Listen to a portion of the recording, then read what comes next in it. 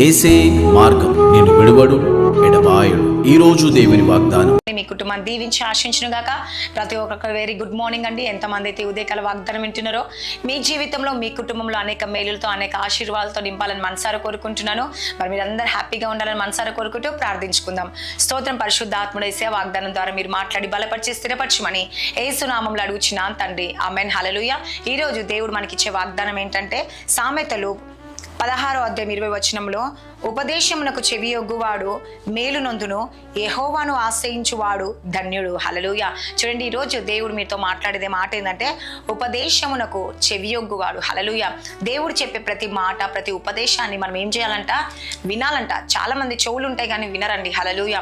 చూడండి, మా సంఘంలో కూడా వాక్యాలు చెప్తా ఉంటే మా పాస్టర్ గారు వాక్యం చెప్తా ఉంటే ఏం చేస్తారంటే వాళ్ళ చెవులు ఉంటాయి ఇక్కడ, కానీ ఆలోచనలన్నీ ఎక్కడో ఉంటాయి. అంటే వారిలో వాక్యం వెళ్ళదంట. హల్లెలూయా. కానీ దేవుడు సెలవిచ్చేది ఏంటంటే నా ఉపదేశమును ఎవరైతే చెవి ఒగ్గుతారో కదండి మేలు నొందుతాడంట. హల్లెలూయా. వాక్య ప్రకారం ఎవరైతే జీవిస్తారో వాళ్ళు ఏం పొందుతారంట అండి?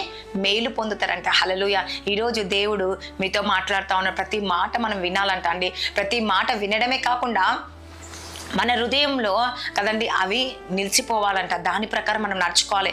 అప్పుడే మన జీవితంలో మన కుటుంబంలో దేవుడు ఏం చేయబోతుండో అద్భుతం చేయబోతుందండి. హల్లెలూయా. కాబట్టి ప్రతి ఒక్కరు ఎంతమంది అయితే ఈరోజు ఈ ఉపదేశాన్ని వింటా ఉన్నారండి, అయితే దేవుడు ఏమంటుంది తెలుసా? చెవి ఒగ్గండి, చెవి ఒగ్గువాడు మేలు నొందుతాడంట. హల్లెలూయా. నిజంగా అండి, ప్రతి వాక్యం విన్నవారు మేలు నొందుతారు. వాక్యానుసారంగా నడుచుకున్న వాళ్ళ జీవితంలో కార్యాలు జరుగుతాయి. వాక్య ప్రకారం ఎవరైతే జీవిస్తారో వాళ్ళ కుటుంబంలో వారి జీవితంలో అనేక మేలులు దేవుడు చేస్తా ఉంటాడు. ఇంకేమంటుండో యెహోవాను ఆశ్రయించువాడు ధన్యుడు. ఈరోజు నువ్వు దేవుని ఆశ్రయిస్తున్నావా? అయితే ధన్యుడిగా ధన్యురాలుగా నువ్వు ఉండబోతున్నావు అండి. హల్లెలూయా. కాబట్టి దేని విషయంలో మీరు చింతించకండి, భయపడకండి, దిగులు చెందకండి. దేవుడు మీ జీవితంలో కార్యము జరిగించబోతున్నాడు. కాబట్టి దేవుని ఒక ఉపదేశాన్ని ఆలకించండి, మేలు పొందుతారు. రెండవదిగా ఆయనను ఆశ్రయిస్తే ధన్యురాలిగా ధన్యుడిగా నువ్వు ఉంటావంట. హల్లెలూయా. కాబట్టి ప్రతి ఒక్కరు ఎంతమంది అయితే ఈ ఉదయకాల వాగ్దానం వింటారో సిస్టర్స్ అండ్ బ్రదర్స్, ప్రతి ఒక్కరి జీవితంలో దేవుడు అనేక మేలులతో నింపబోతుండు, అనేక ఆశీర్వాదాలతో నింపబోతుందండి. ఈ రోజు నువ్వు దేని కొరకు చింతించొద్దు, దేని కొరకు భయపడొద్దని దేవుడు సెలవిస్తున్నాడు. చూడండి, ప్రతి విషయంలో భయపడతా ఉంటారు తల్లిదండ్రులైన వారు కదండి. పిల్లల విషయంలో, మన్మరాల విషయంలో కదండి, మన్మడి విషయంలో, వాళ్ళ స్టడీస్ కోసం, వాళ్ళ జాబ్ కొరకు, వాళ్ళ ఇంటర్వ్యూల కొరకు, వాళ్ళ లైఫ్ కొరకు, లేకపోతే అన్ని విషయాలు చింతలో ఉంటది కదండి. హల్లెలూయా. కానీ ఈ రోజు దేవుడు సెలవిస్తా ఉన్నాడు, నా కుమారి, నా కుమారుడా, దిగులు చెందకు, భయపడకు కదండి. నా ఉపదేశం నువ్వు వింటున్నావు, నాకు ప్రార్థిస్తున్నావు, నాకు మొరపెడుతున్నావు, కాబట్టి నీ జీవితంలో కార్యాలు చేయడం నేను మొదలు పెడతా. కాబట్టి నువ్వు చింతించకు, భయపడకు, దిగులు చెందకని దేవుడు సెలవిస్తా ఉన్నాడు. కాబట్టి ప్రతి ఒక్కరి జీవితంలో అనేక మేలులతో దేవుడు నింపబోతున్నాడు, అనేక ఆశీర్వాదాలతో దేవుడు నింపబోతున్నాడు. సిస్టర్స్ అండ్ బ్రదర్స్, ప్రతి ఒక్కరు నువ్వు దేవుని ఆశ్రయిస్తే, దేవుని వెంబడిస్తే దేవుడు నీ జీవితంలో, నీ కుటుంబంలో అనేక గొప్ప అద్భుతాలు దేవుడు జరిగించబోతున్నాడు. కాబట్టి ప్రతి ఒక్కరూ విశ్వసించండి, నమ్మండి, ప్రార్థించండి, అడగండి. దేవుడు తప్పక మేలు జరిగించబోతుండో. మరి వాగ్దానం దేవుడు దీవించి ఆశించనుగా. కామెంట్ ప్రార్థించుకుందామా? స్తోత్రం పరిశుద్ధాత్ముడు యేసుప్రభా, ఎంతమంది అయితే ఉదయకాల వాగ్దానం వింటున్నారో యేసయ్యా, వారి జీవితంలో వారి కుటుంబంలో గొప్ప అద్భుతం జరిగించండి యేసయ్యా.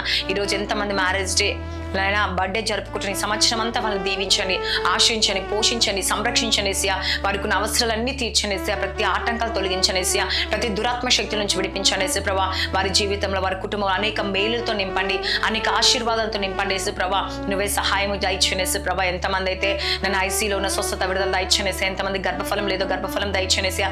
భార్య భర్తల సమస్య కోర్టు కేసు నుంచి విడిపించండి యేసుప్రభా. నేను జాబ్స్ లేని వారికి జాబ్స్ దయచేయండి, ప్రమోషన్ కొరకు వేసే ప్రమోషన్ దయచేయండి యేసయ్యా. లైఫ్ సెటిల్ దయచేయండి.